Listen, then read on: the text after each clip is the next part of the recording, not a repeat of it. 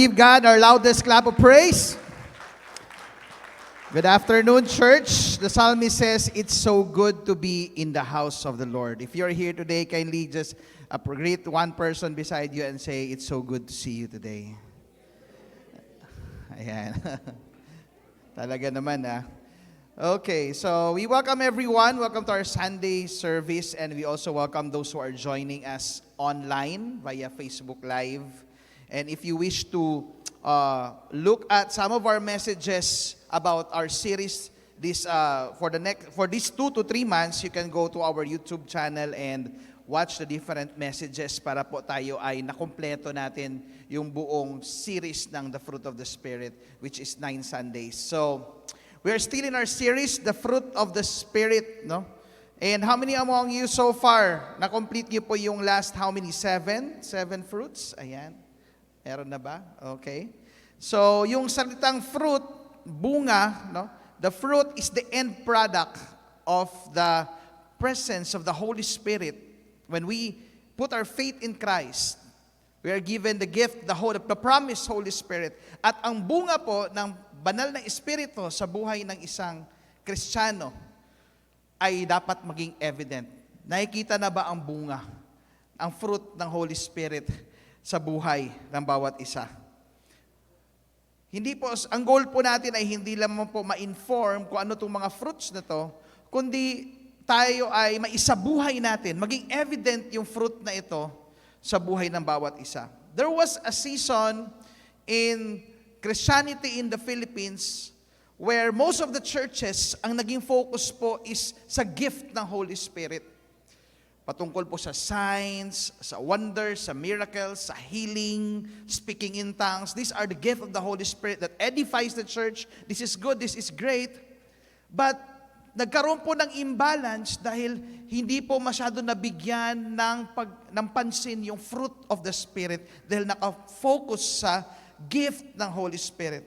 As a result, we see believers full of power but poor in character.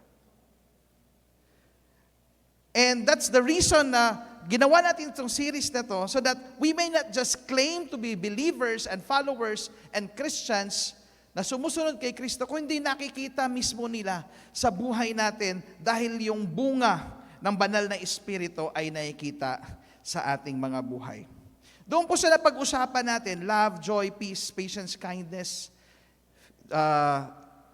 goodness, faithfulness. Alin po doon honestly yung medyo, alam mo pastor, medyo sa area na to, medyo tagilid ako ng konti, medyo hindi ako ganun ka-kind, or medyo madali akong mawalan ng joy, maapektuhan ng problema. Saan kaya dyan sa 7 na yan, no? Yung medyo ikaw ay hindi pa ganun ka nag-grow yung fruit ng Holy Spirit. Okay? Now, if you're going to look at the verse, no? Sabi doon, the fruit of the Spirit. Hindi sinabing fruits.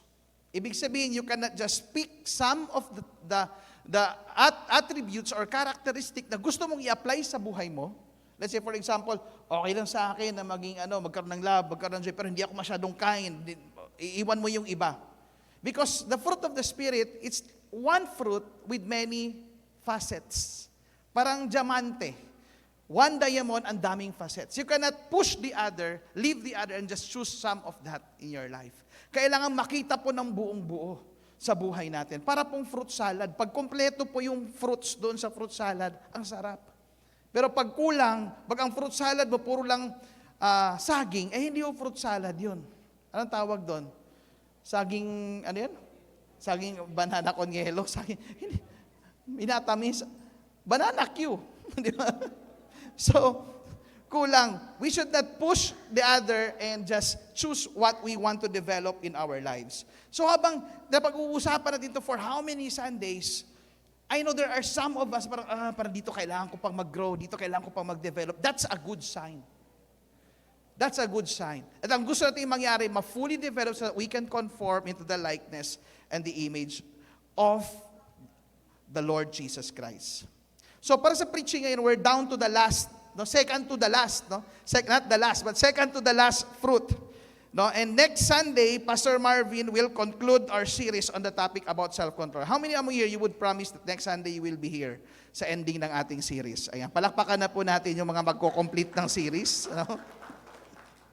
Okay, so pag hindi nyo na-complete, pwede nyo pantignan sa mga previous messages natin sa YouTube so you can actually complete the whole series. So, but today we're going to talk about the fruit of gentleness. Can you say the person beside you, gentleness?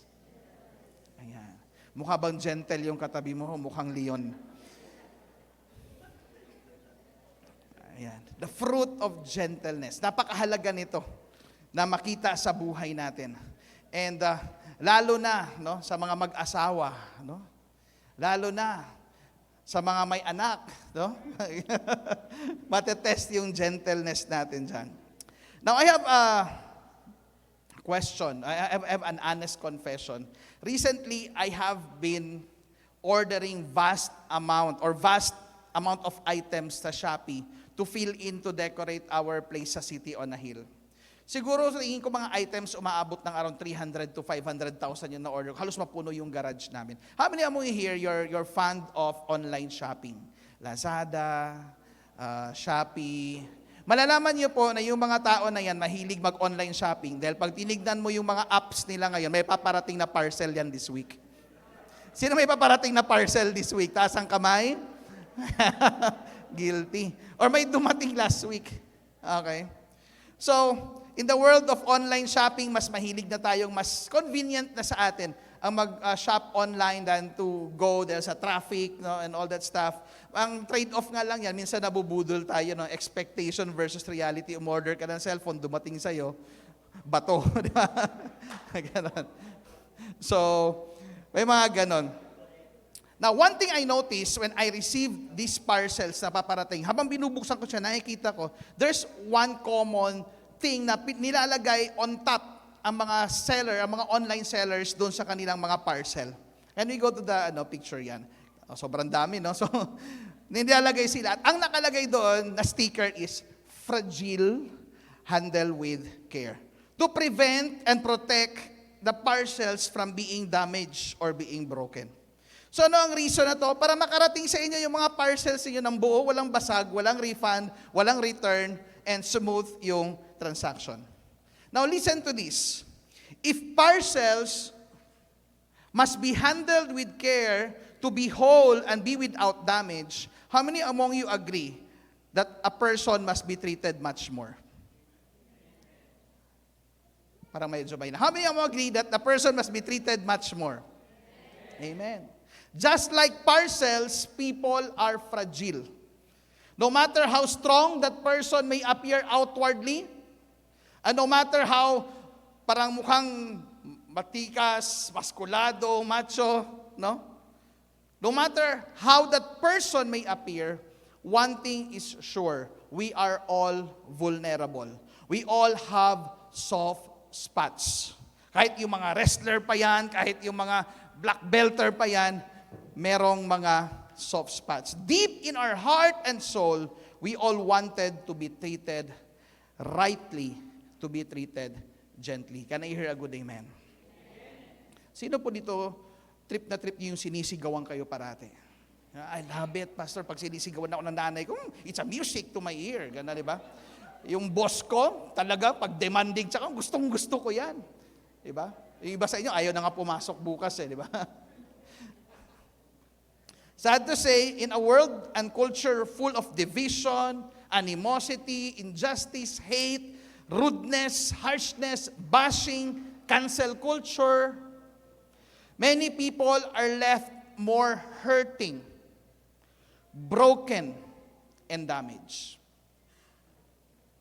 That's why as followers of Christ, sa atin dapat nakikita at naging evident yung fruit of gentleness. So Pastor Mark, ano ba itong gentleness? What is gentleness? Gentleness is from the Greek word prautes, no? Is strength to remain mild manner. Considerate. Ibig sabihin, mas kinoconsider mo yung iba kaysa sa sarili mo. Understanding, intindihin mo na lang talaga. At tender, calm in dealing with others.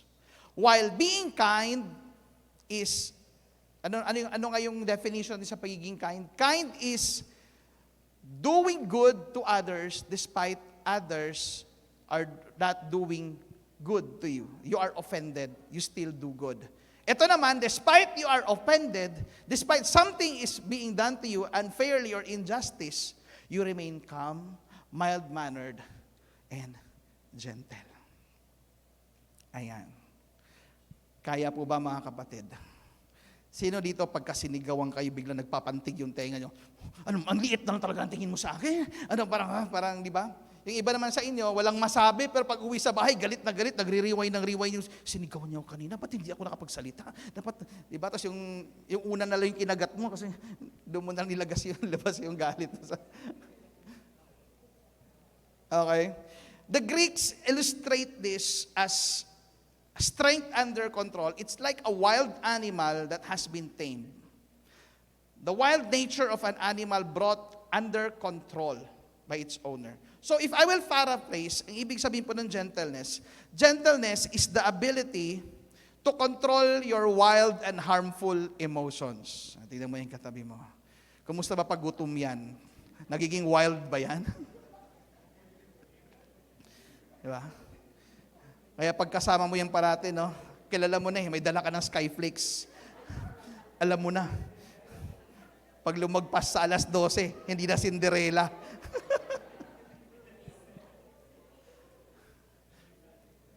Diba? Kumusta yung close friend mo? Sobrang bait yan, pero pag kulang yan sa tulog. Hindi beauty yan, beast yan. Diba?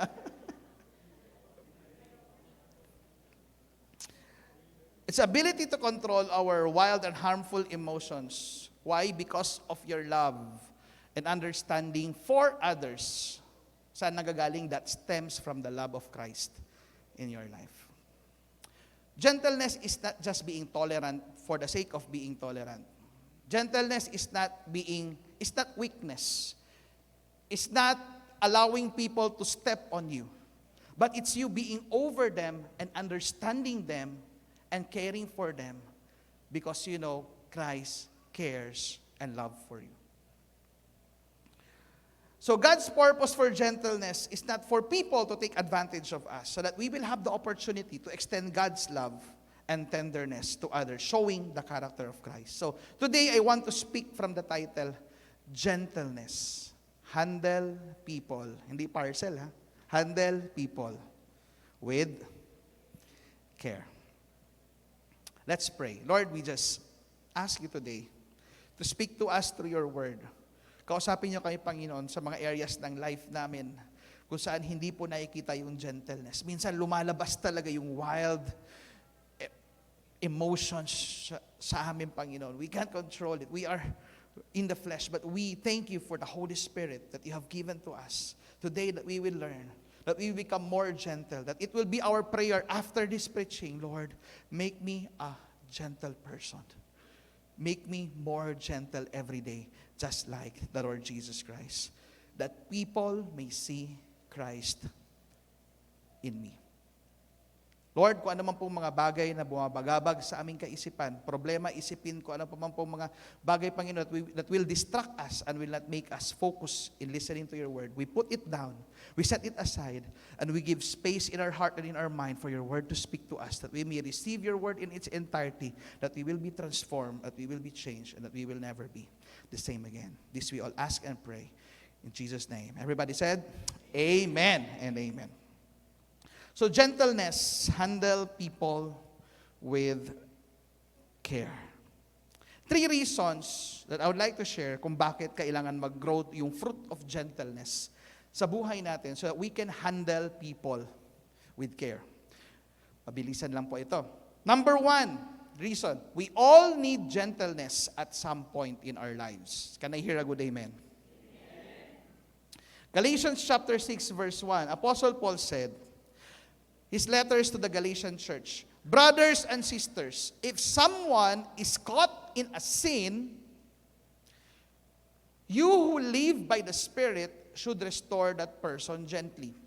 But watch yourselves, or you also may be tempted. May dalawang tao pong nandito na binabanggit si Apostle Paul. A person who fell into sin and a person who lived by the Spirit. And truth be told, we have become one of those two at some point in our lives. Can I hear a good amen? Tayo yung minsan ay bumagsak, nagkamali, naggumawa ng something wrong, we rebelled against God, we disobeyed God. And because tayo ay natuto, nasaktan, nagmahal, natuto, nasaktan, nagrepent. Bumalik sa Panginoon, and we have become that person who chose to walk by the Spirit. And ang sabi ni Apostle Paul dito, kung ikaw yung tao na mas spiritual, and you've seen a brother fall into sin, or is struggling in sin, or has failed, your role is to what? Restore that person harshly. Ayan, di ba sinabi ko na wag siya? O, ano nangyari sa'yo ngayon? Sa Bisaya pa, mirisi. Di ba? Di ba? Nasaktan na nga, bumagsak na nga, dinagdagan mo pa. Are you here with me? How many among you here, some people ask advice na dapat nilang gawin just for you to find out they did not do it. And when they did not do it, they experience problem. Maaaring patungkol sa pera, patungkol sa relationship, boyfriend, girlfriend, or patungkol sa mga desisyon sa buhay. Anong naramdaman mo nung nag-advise ka? Nung ganun, umiyak ko. Yes, oh, talaga sister. Talaga hindi ko gagawin. Tapos nalaman mo na lang, iba pala yung ginawa. Kasi hindi na nagpaparamdam. Tapos bumalik sa'yo, umiiyak ulit, tama ka. Gwapo lang pala siya. Pero manloloko. Tama ka. Dapat hindi ako naglagay ng pera doon. Na-scam ako. Sino ho dito na scam? Huwag mong taas yung kamay. Okay? Okay? So lumapit sa'yo. Diba? Fell into sin. Made the wrong choice. Made the wrong decision in life. If wala pa pong nangyari sa inyo, maybe sooner or later, there will be a brother, a sister, a friend, a family member who will come to you and will confide about the wrong things that they have done. Ano po nung gagawin natin, sabi ng Galatians 6? Restore, minister to that person, altogether, gently. Now, kung ikaw naman yung taong bumagsak, ikaw naman yung taong nasaktan, ikaw naman yung taong nagkamali, anong desire mo? Anong pinakagusto mo mangyari? That you will be treated what? Gently. In short, at some point in our lives, the sinner needs gentleness to be restored, while the spiritual needs gentleness to restore. At some point, we needed it, and some point, we are required of it. At one point, you are the receiver, and at one point, you are the giver. But the problem, most believers is that they want to be shown gentleness, but they are critical, judgmental, and they are difficult to show gentleness to others when it is required of them. At ang pinaka-greatest example natin na nagsabuhay nitong Galatians chapter 6 verse 1, itong, if someone is caught in a sin, you who live by the Spirit should restore that person gently, is none other than our Lord Jesus Christ. We will see that there are plenty of stories in the Bible where Jesus actually exemplified at isinabuhay niya itong, if someone caught in sin, someone should restore that person gently. Kaya sabi niya sa Matthew chapter 29 verse 11, come to me, all you who are heavily laden, and I will give you rest. And verse 29 says, take my yoke upon you, and what? Learn from me. Ano na po dapat matutunan natin kay Jesus? Next slide. Next phrase, all together. For I am gentle and humble in heart. What should we learn about Jesus? Learn from me. What? To be gentle and humble. And I would like to share 3 stories lang very quickly on how Jesus showed gentleness, how Jesus applied Galatians chapter 6 verse 1 when he was doing his ministry. The first example was when Jesus was gentle to the woman caught in adultery. So, one time, Jesus, the Pharisees brought to him into his attention, kinaladkad, a woman caught. Ibig sabihin, hindi ito yung tipong nag-confess yung woman, alam mo, I fell in adultery. Hindi yun. Yung tipong parang may raid na nangyari. Caught in adultery. Parang dalhin dito. Ganun yung dating dito. Tapos kinaladkad, Jesus, what are you going to do with this woman caught in adultery? According to the law of Moses, this woman should be stoned to death until she dies. Alright? So andun na lahat, very enraged, galit na yung mga kamag-anak ng lalaki, galit na yung mga kaibigan niya, galit na yung mga tao, carrying their stone. And you know what Jesus did? We all know the story. Anong ginawa ni Jesus? Siya po ay yumuko at may sinulat sa lupa. Ano sinulat niya? Sige, subukan niyo. Yan. Sinulat. After Jesus wrote something on the ground, he stood up and said, "Who among you is without sin? Cast the first stone." And slowly, little by little, the people who were so enraged, critical, harsh, rude, when someone falls into sin, left one by one. And then Jesus turned to the woman and he said, "Where are your accusers? They have gone. Neither I condemn you." And he said, "Go and sin no more." Jesus didn't water down the truth. Hindi niya sinabi, wala na sila. Go, patuloy mo lang. He said, go and sin no. The truth is there, but also the love is there. You know what? At one point, we are this woman. We've all fell into some sort of sin that is very, very shameful. And maybe some of you who are here today, meron kayong ginawang deepest, darkest sin and secret in your life na wala pa rin nakakaalam. Wala pa rin tao, wala kayong masabihan. Dahil nahihiya kayo na baka pag nalaman ito at nasabi ito at nalaman nila, they will not accept me anymore. They will judge me. I want to tell you, brother and sister, before the Lord, there is no condemnation. Romans chapter 8, verse 1. Therefore, there is now, not tomorrow, not yesterday, now, no condemnation for those who are in the Lord Jesus Christ. Can we give him a clap of praise? And just like Christ, who showed gentleness to a woman who fell in adultery, Apostle Paul said, you who are spiritual, you who are in the right sense of mind, you who are following closely to the Lord, show that love of God to this person that he or she might be restored. In my around 16 years as a pastor, I have seen and I have talked to a lot of people who have fallen into sin, have done foolish decisions in their lives. Yung iba, hindi ko pa nga nakikilala yung pangalan na, nagkukwento na sila, sinusukan na nila yung mga dark, mga skeletons in their closet. Ang dami na sinabi, nakikinig ko, teka, ano nga pangalan mo ulit? Okay. And some people, they come to me, and they share their stories. They're hesitant to share their stories, and I would say, you know what? Nothing to fear. I won't judge you. I have heard probably the worst of the worst. I want you to know that there is no judgment. This is a safe place. And that's what God wants for every follower of Christ to be. That when people come to you, you are a shelter. You are a place where they can hide. You are a safe place. Palakpakan natin ang Panginoon. Another story of a little man named Zacchaeus. Ito si Zacchaeus is a tax collector. Another story, no?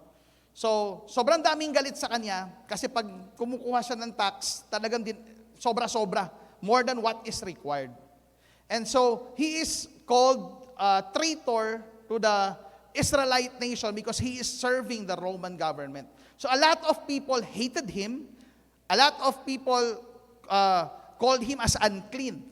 So, ibig sabihin pag unclean, you cannot come into the temple to worship. So, si Zacchaeus, tanggap niya na ang buhay niya, ang daming galit sa kanya, Hindi siya accepted sa community at sa bansa kung saan siya nabibilang, and he thinks that God has also rejected him because he is not allowed to come into temple worship. But one day when Jesus was walking, a crowd enveloped Jesus. Sa sobrang daming taong nagkaklamor kay Jesus, he was like the rock star during his day. He stopped by a sycamore tree and saw a man on top, and his name is Zacchaeus. While a lot of people despise Zacchaeus, a lot of people push away Zacchaeus, a lot of people treated him as an outcast, Jesus gave him attention that day. And he said, Zacchaeus, punta tayo sa bahay mo. In-invite ni Jesus ang sarili niya sa bahay ni Zacchaeus. Unlikely, no? Di ba yung tao dapat na may-ari siya nag-i-invite? Zacchaeus, punta tayo sa bahay mo. And there, Jesus showed acceptance, showed gentleness, showed love to the person whom by all his life, he thought he is hated by people around him and hated by God himself. And here comes the Son of God, who has all the right to reject him in all his holiness, came to him, accepted him, came to dine, no? Kumain sila doon sa bahay. At pag pumupunta ka sa isang bahay in the Old Testament, in the time of Jesus, when you say you dine, kakain ka, you want to establish relationship. Kasi pag kumain dati, hindi yung tipong order ka lang, Jollibee, gano'n, hindi gano'n, no? It will take time, hours to sit down there, building relationship.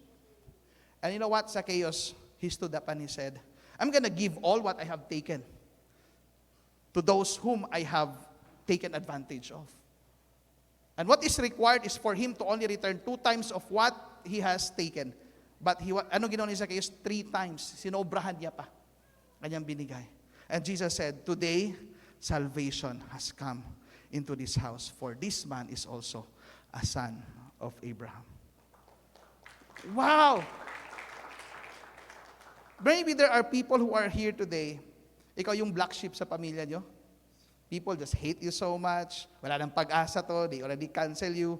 Lahat to magiging successful. Ito magiging clown. Wala to. Di ba? Ito bright sa math. Ito bright sa science. Ito bright sa English. Ito bright sa kalokohan. Yung ganon. When you think that everybody just cancel you out, Jesus, you can come to Him. And He will embrace you and accept you. And that is what is required of us when I say we have to restore people gently. And lastly, was the story of Peter's denial of Jesus. So hindi po si Peter, hindi niya po binitray si Jesus. No, minsan napag-swap natin yung betrayal at denial. Dininay niya lang. Nag-betray si Judas. Okay? Peter, Jesus' inner circle, denied Jesus. So ano po nangyari dito? When Jesus was arrested, so ano nangyari? Nagsitakbuhan ang mga disciples. Wala na yung kanilang leader. So Peter was identified by at least 3 persons. Ay, di ba kasama mo si Jesus? Oh, hindi ako yun. Kamukha ko lang, pero hindi ako kaluka-like, pero hindi ako yun. Ay, mga ganon. Tapos naglakad na naman sa kabilang kanto. Sabi nyo, hey, ikaw, certainly you're a Galilean. You're with Jesus. No, I don't know that man. Then yung panghuli, ikaw, taga Nazareth ka, kasama mo si Jesus. Sabi niya pa, ano na siya? He called a curse on himself. Sa translation may bagong translation ngayon na Bible ang tawag doon, yung Taglish translation. Pinoy version, no? Pinoy version na Bible, dynamic translation. Pagkasabi doon, tamaan man ako ng kidlat, hindi ko kilala yung Jesus na yan. Ganon yung pagkasabi doon. And you know what happened during that time? Verse 60 to 62, anong sabi dyan? I don't know what you're talking about. Just as he was speaking, the rooster crowed. The Lord, what happened? The Lord turned and looked straight at Peter. Another translation, the Lord looked straight at Peter in the eye. Paano kung ano kaya yung malaramdaman mo pagkatapos mo dininay si Jesus, tapos nag-eye to eye kayo? Kung si Jesus hindi gentle, sabi mo, mamamatay ka para sa akin. Yung kagahapunan tayo, sabi mo, you are willing to take a bullet for me? Yung alam mo yung killer eye? You know what? Some commentarian says when Jesus looked at Peter, he looked at him in the eye of compassion and love. Because Peter was so proud of himself that he could stand up on himself. But you cannot stand up for yourself. You need the grace of God. Tinignan ni Jesus si Peter with compassion. How many among you, after you betray someone, instead na parang killer, ganon, tinignan ka pa ng compassion. That's why what happened?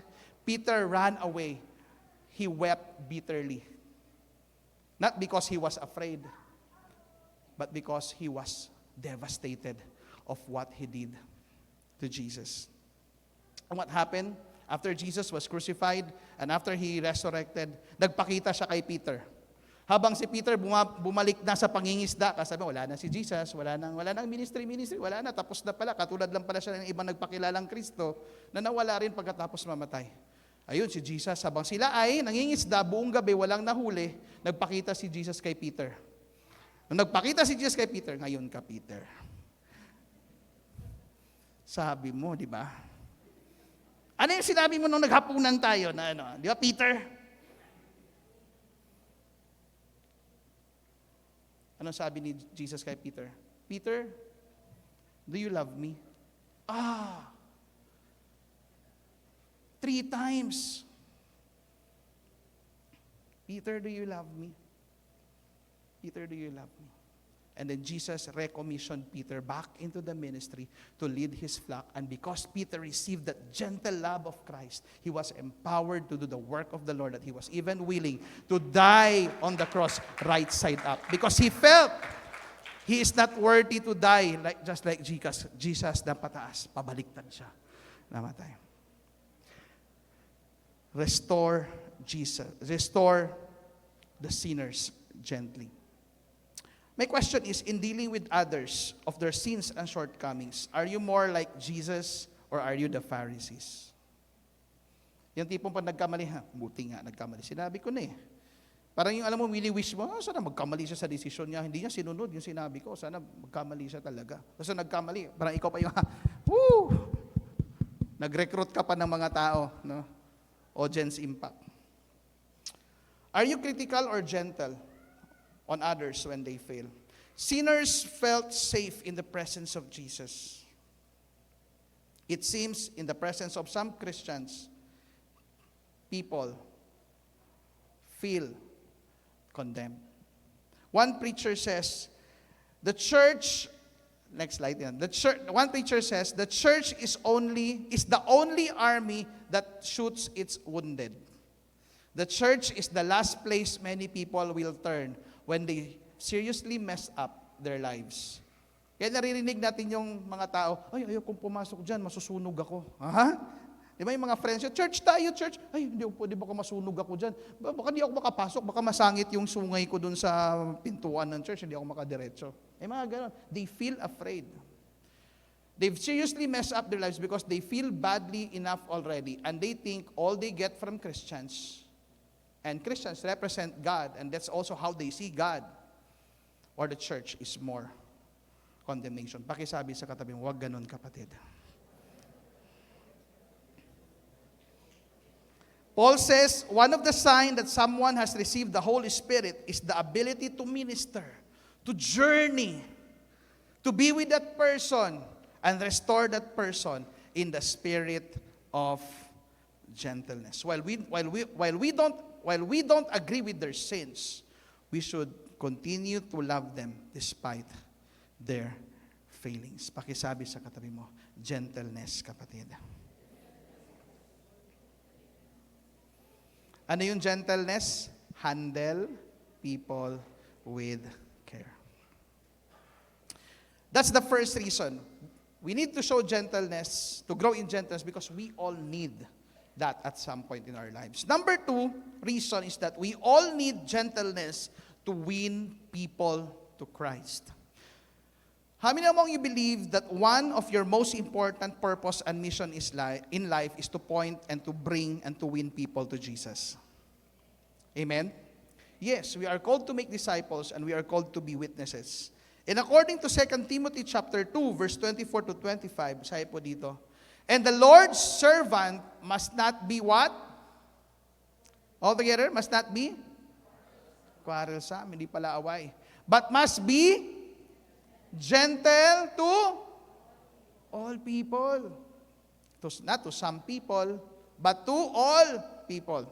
Able to teach, not resentful. Verse 25, opponents must be what? Altogether, gently instructed, in the hope that God will grant them repentance, leading them to a knowledge of the truth. Church, to win people to Jesus is both gospel proclamation, next slide, and gospel demonstration. Many Christians are good in gospel proclamation, but poor in gospel demonstration. Our life must exhibit the message that we preach. We cannot preach heaven, but our attitude is like hell. So sabi ni Apostle Paul, huwag tayong quarrelsome. Huwag tayong makipag-engage sa foolish arguments. Just to prove our point. Just to prove that we are right. Just to prove that we are more learned and put others down. Much more, bash them, criticize them, and belittle them. But sabi niya, instruct your opponents in an attitude of gentleness. But sinabi to ni Paul, because not all, Paul knows that not all will accept, will agree, and will adhere to what you believe. Yung mga nagba-Bible study, mga students, witnessing blitz, no? Grabe, blessed na blessed ako sa mga students lately, napaka-on fire. Palakpakan natin ang chosen gen. And I just want to say that based on our last meeting, there are around how many? 16 or 19? 16 students who committed their lives to follow Jesus through water baptism. Let's give a clap of praise for that, for the Lord. But I just want you to know that not all the time when you go out there, people will agree to what you will share. People will adhere or believe to what you will share. Despite they will not agree, we must continue to be gentle to them in instructing them. Sa mga araw, pupunta sa mga offices. Last time nakita ko, pumunta sila sa Citibank. Palakpakan natin yung araw. No? And yung FAM, din, na nagba-Bible study sa mga kakilala nila. Not all will accept the gospel of Jesus Christ, but we need to be gentle with them. In short, don't just preach Christ, show Christ to people. Kaya kung makita mo sa history, many fight and kill when they disagree on each other's belief. In the name of religion, it has caused war. It has caused deaths, division, and abuse of power. At hindi lang po ito nangyayari dati. And even right now, especially nandito tayo sa age of digital age, di ba? Screen age, or mga keyboard warriors. When you go to social media, especially pag mayroong mga controversial issues, mapa-religious issue, political issue, cultural issue, pag mayroong mga post na hindi acceptable or hindi kayo nagkakasundo or hindi sound, anong ma-observe natin? Sa ngalan ng pinaglalabang katotohanan, walang pakialam kung mayroong taong maapakan or masaktan. You can sense the animosity, the hate speech, the name-calling, the cursing, threats, bashing, and cancel culture. Nakikita ba natin yon?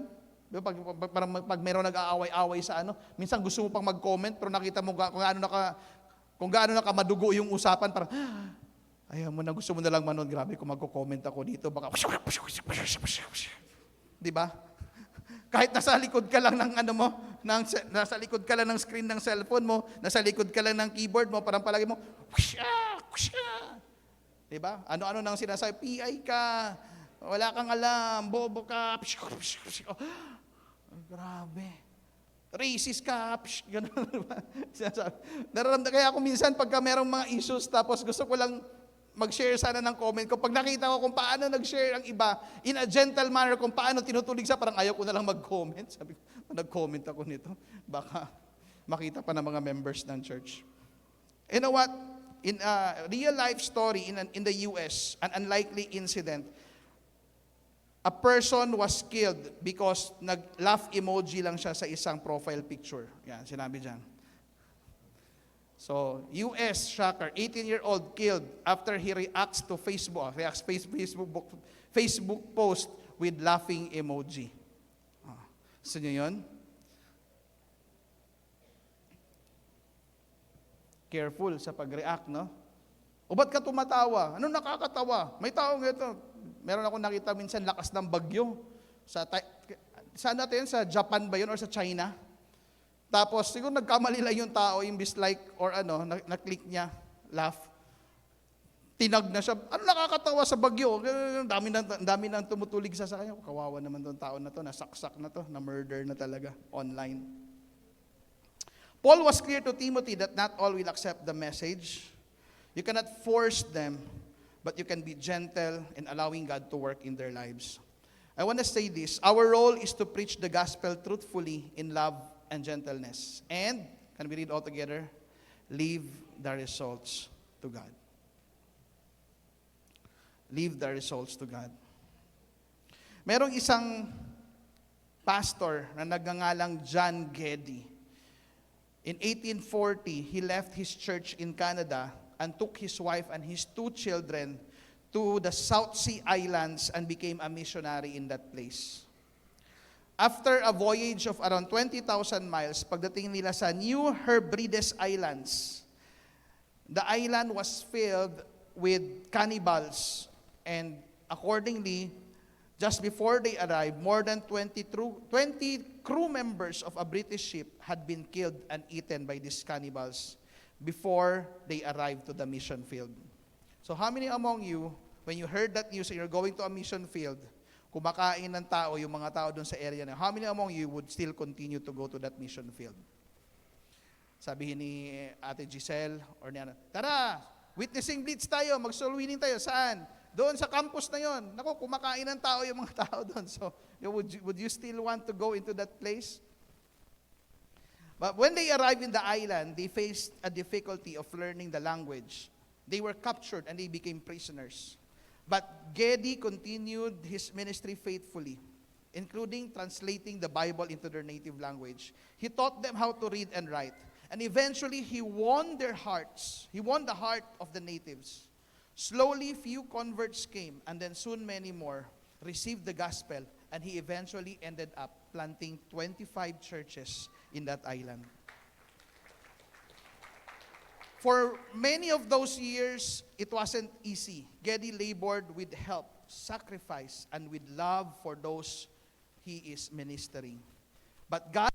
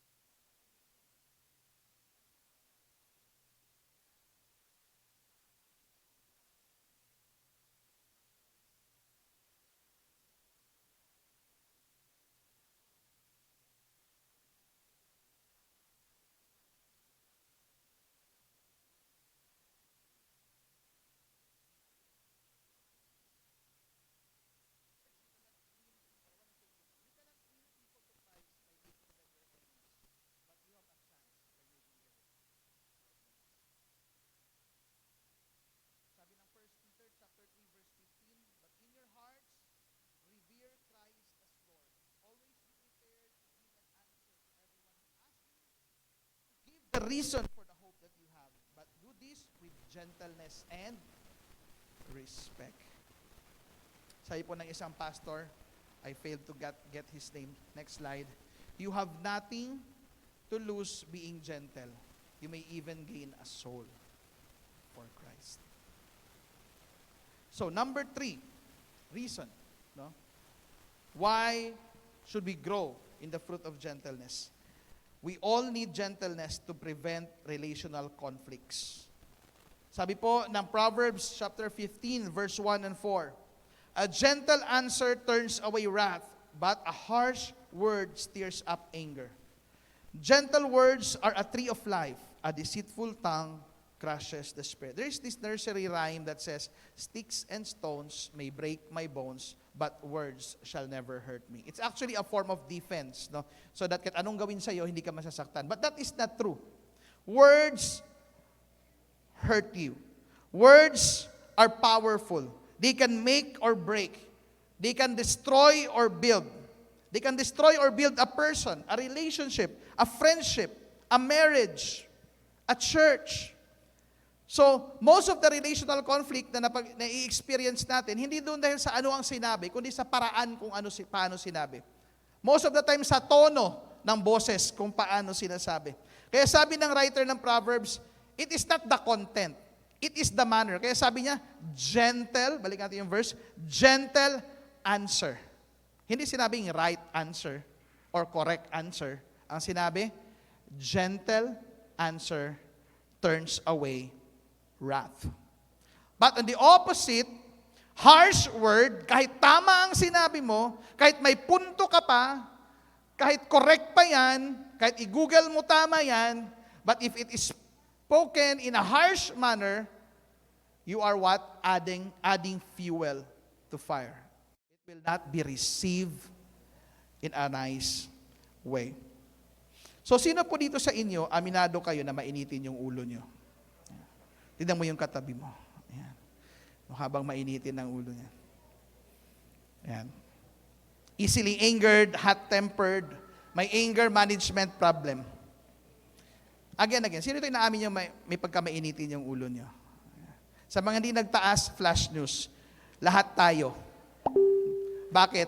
Dahil lahat tayo may trigger points. Di ba? Sa Bisaya pa, ayaw kog bikla. No? Ayaw kog labda, no? Wala pa kakailan ako, no? Hindi mo pa ako kilala, no? Kaya sabi ko kanina, pag kulang sa tulog, hindi mo makausap ng maayos. Lumalabas ang tunay na ugali.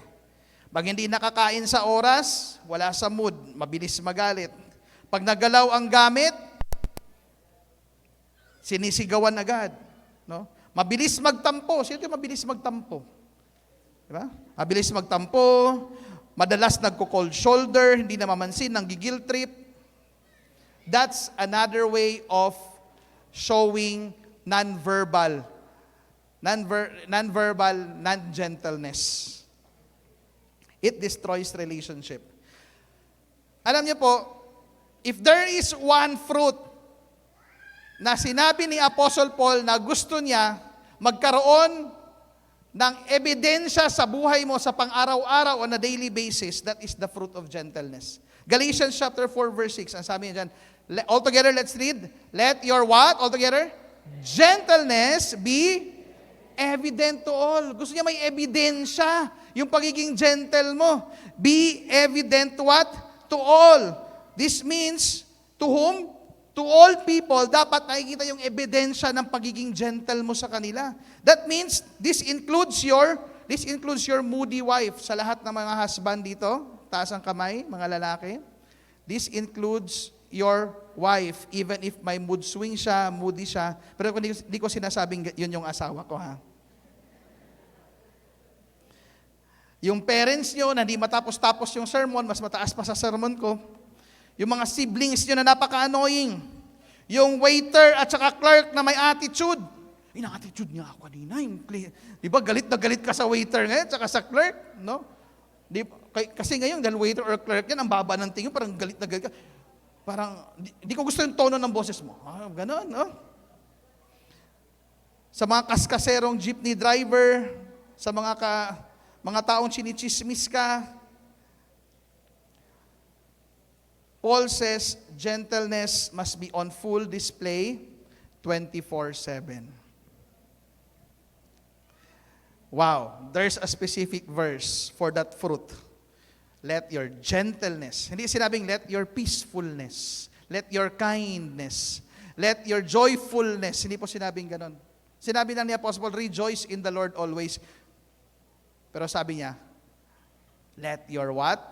Gentleness be evident to all.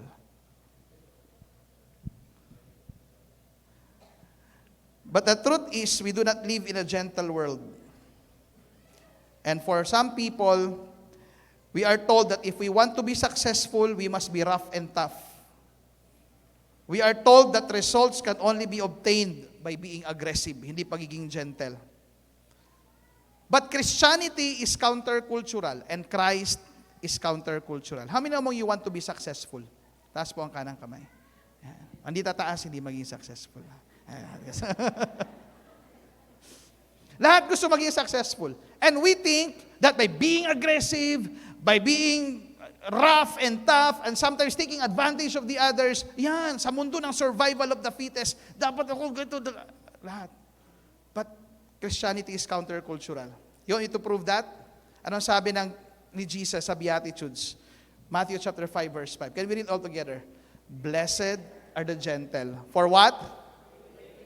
They will inherit the earth. In other words, the gentle people are blessed for they will be fulfilled in life. They will inherit the earth means that they will experience the abundance of life with full satisfaction. In short, if you want to be blessed and inherit the earth, paano nangyari, Pastor Mark, pag gentle ka, you will inherit the earth? Ba't ganun? Maging successful ka? Ba't parang wala naman ako nakikitang connect? When you are gentle, you will be blessed and you will inherit the earth because you don't make enemies. Or you don't make lots of enemies. Or dahil hindi ka pala away. O wag kang pumasok sa away. Bakit? Pag parati kang may kaaway, iiksi ang buhay mo. How will you inherit the earth? Dahil parati kang stress, parati kang may kaaway. Kung marami kang kaaway, parating may threat yung buhay mo, baka mapatay ka pa. You will not inherit the earth. But a gentle person builds network. A gentle person builds relationship. A gentle person connects with people. A gentle person builds bridges, not walls. And so, because of that, they are blessed and they will inherit the earth. Where everyone must be rude or harsh to achieve their goals, choose to be gentle. Sabi po ng Philippians chapter 2, verse 5 to 9. This is the last verse for this portion. Sabi po dyan, in your relationships with one another, ano daw po? Have the same mindset. Tingnan mo yung katabi mo. Sa relationship mo daw sa taong yan, dapat ang attitude mo or yung mindset mo katulad kay Kristo. Ano daw yan? Who being in very nature God, mataas, did not consider equality with God. Did not consider equality with God something to be used to his own advantage. Di niya ginamit yung kanyang pagka-Diyos. Rather, he made himself nothing, taking a very nature of a servant, being made in human likeness. Verse 8, ang sabi dyan. Next slide. And being found in appearance as a man, he what? Humbled himself. Becoming obedient to death on the cross. And verse 9, ito yun. Therefore, God exalted him to the highest place. You want to be exalted? In your relationships, have the same attitude as that of Christ. Humble, gentle, considerate, handling people with care. I want to say this, gentleness is not weakness. The stronger you become, the gentler you should be. The more na mas palagay mo na malakas ka, the more na dapat mas maging gentle ka. So 3 reasons why you should be growing the fruit of gentleness. We all need gentleness at some point in our lives. We all need gentleness to win people to Christ. And we all need gentleness to prevent relational conflicts. Very quickly, alam ko, overtime na ako. Paano ba natin mas manonorish itong fruit of gentleness sa buhay natin? 4 things, very quickly. How to grow in gentleness. Number 1, learn to understand others' background and situation. Intindihin natin kung saan nanggaling tong taong to, ba't mainitin yung ulo niya, ba't parati siyang galit, siguro walang father figure sa pamilya, galing sa broken family, may pinagdadaanan. So, learn to understand others' background and situation. In doing so, you can be more gentle with that person. Number 2, make allowance. Ito yung paborito ng mga estudyante, yung allowance. Pero hindi po yung allowance ang pinag-uusapan natin dyan na baon. But make space or allowance to each other's fault. Don't be quick or critical in finding faults of the other, nor dwell on offenses, but be quick to forgive, just as Christ has forgiven you. Be mindful of personal triggers. Pag kulang ang tulog mo, mas mabuti pang mas tahimik ka. Pag alam mong nalipasan ka ng kain, gutom, alam mong dyan mainit ang ulo mo, pag may nangyari, mas mindful at aware ka. And last, we must learn to see others from God's, dapat capital G yan, God's perspective or imago Dei. We have to look at that people are valuable to God, and that's why we need to handle them with care and treat them as well as they are valuable to God.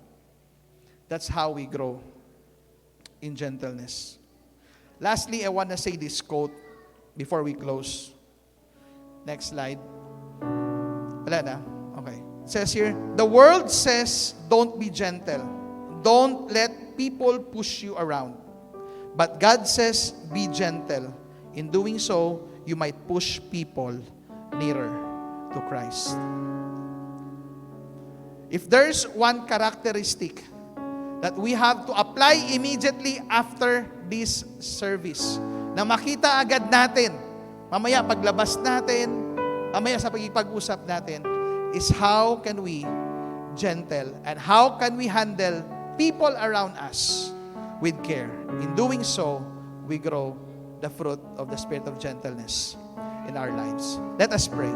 Lord, we thank you for your word today that remind us that despite our tendency to have these wild emotions, to be rude, to be harsh, remind us, O God, that you first became gentle with us. And out of that gentleness that you have shown us, out of that love that stems from you, we can extend the same love and gentleness. Some people might see it, Lord God, as weakness. Sometimes we're afraid that people might take advantage of us. But we are secured in your love. We know who we are. And you choose to take the high road of not engaging in harshness, in rudeness, or in anger, but choosing to be gentle and handling the people around us with care. And through that, it is our prayer that your love may be extended to these people, and these people will come to know the gentleness of Jesus. Just as he said in his word, learn from me, for I am gentle and humble in heart, that they may find rest for their souls. Teach us as well, Lord, to be gentle to ourselves when we fail. Sometimes, Panginoon, kami yung mga tao minsan na hindi gentle sa sarili namin. Remind us, Lord God, that you have forgiven us, that you have loved us. Remind us to be gentle to ourselves, that we may also find resting for our souls. And may our lives be an instrument of peace, of harmony, and unity wherever we are. In the church, at home, in school, in our work, in our circle of friends. May our lives